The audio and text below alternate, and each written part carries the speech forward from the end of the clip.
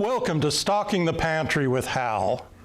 It's a series of videos, articles, and my ramblings produced in cooperation with the Point Defiance Ruston Senior Center.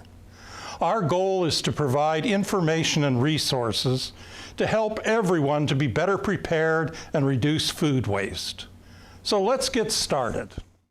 So back when we did a recipe using a lot of apples, I demonstrated what I think is one of the best gadgets you can have if you're doing any kind of canning of apples, pears, or even for working with potatoes. And it is a manual potato peeler, corer, and slicer.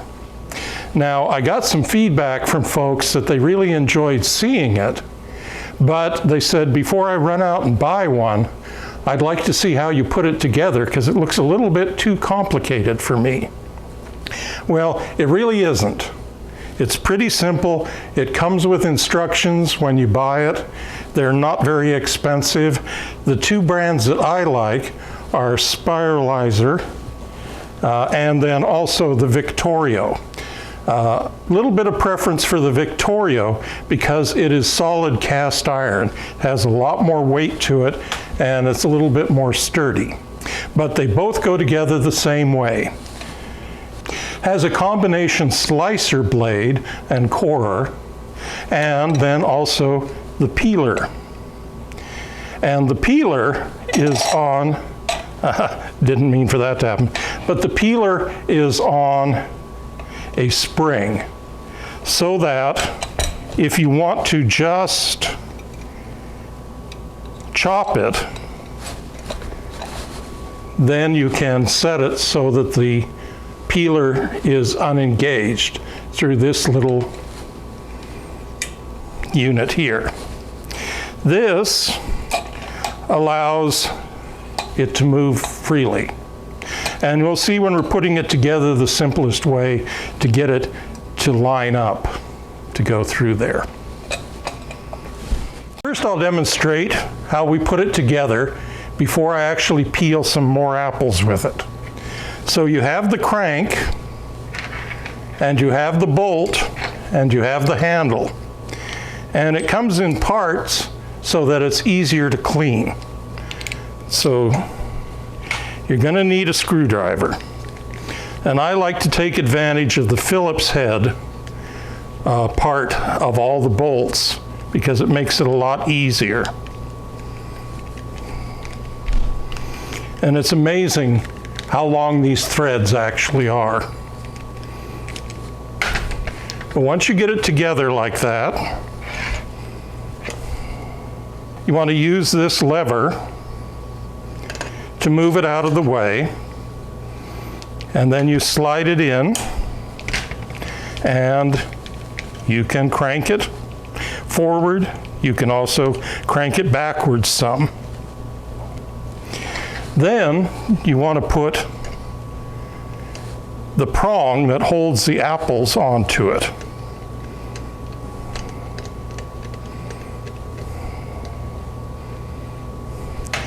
And then we want to put on the blade.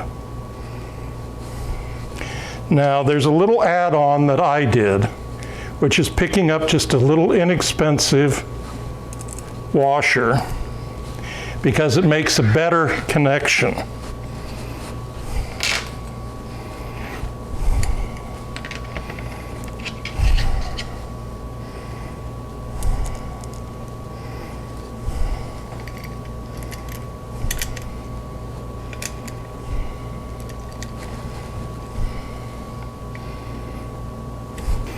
So once you get it started, you just tighten it loosely and then go ahead and slide that in. As you can see, or probably see, it doesn't line up right now. So we're going to drop this down and try it again. And drop it a little bit more.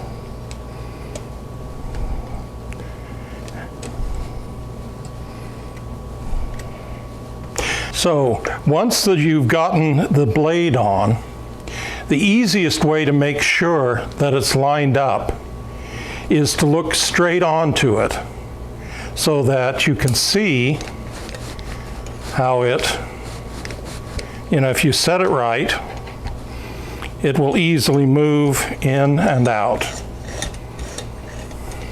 Then the next step is to install the peeler blade.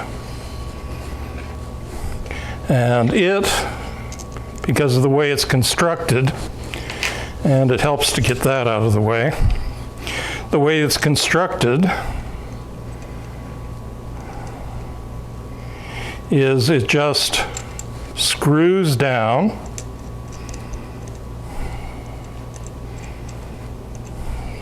and you want to leave about 1/8 of an inch. And if you have a lot of apples when you're doing, and if you're only doing 1 or 2 apples, I never get this out. But if you're doing a bunch, you want to do a practice apple or 2 to make sure that you have the right depth. So you can see that it isn't really very far out there. But once you've got everything set, you want to make sure that everything's in alignment. And then you want to attach it to some non-porous surface. Like this metal is great. Something like a marble counter will work well, or even one of these trays that's big enough. And you use a wet cloth and get just a little moisture on there.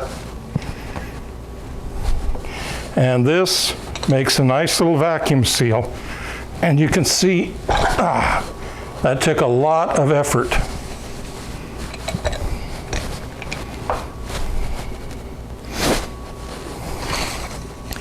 Then you want to put something to catch the apple.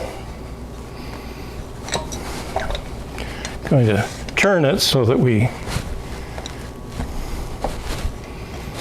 can get a little better view. I like to start with the thin end of it.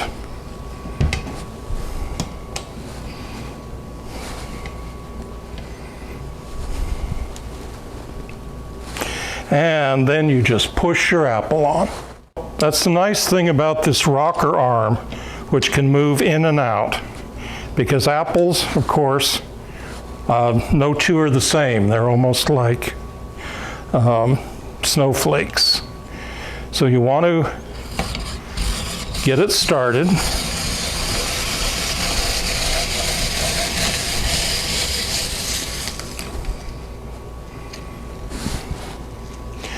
And often there'll be a little bit of cleanup work that you can see, and then you can chop it into pieces.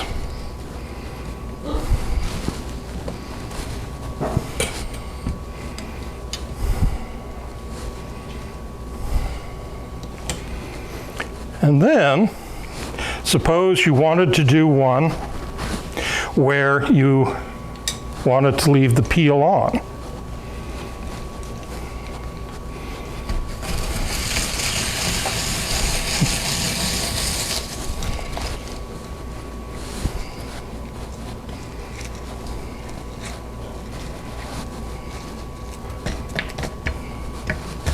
And there we go.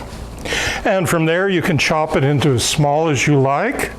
Yeah, you can also take it and separate them out into slices if you're going to dehydrate, or you're going to use them on a pie, or you just want to layer it.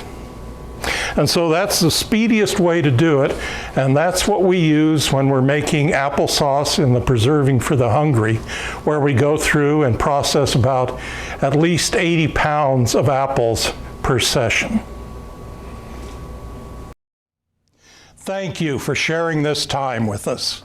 If you'd like more information about the Center for Food Preservation Arts, including more recipes, check out our website at preservedfoods.blogspot.com and follow us on Facebook so you get notifications of upcoming articles, videos, and events. and we hope to see you back here for our next virtual canning party.